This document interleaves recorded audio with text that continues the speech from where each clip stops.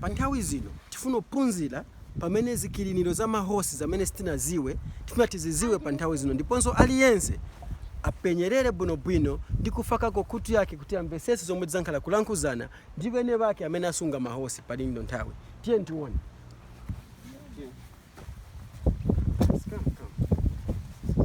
So hivi vilia pavonse vamene tafaka hapa ndiye vamene timayozinga pokilina horse. This is what they used to clean the horses.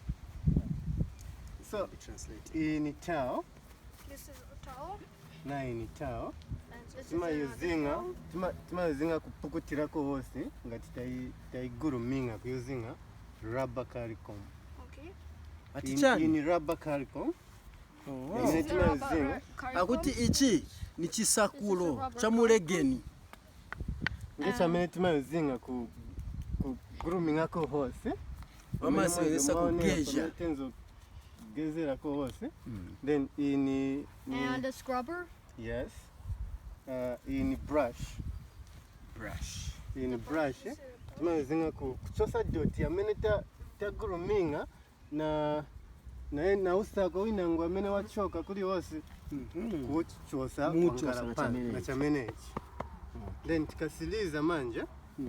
Timayozinga katao. Kupukuta bwino horse, kuipukuta na pamenso na mumenso, kuchosa tumantongo twa mumenso ku horse. Elo iyi timaitana kuti hoof pick.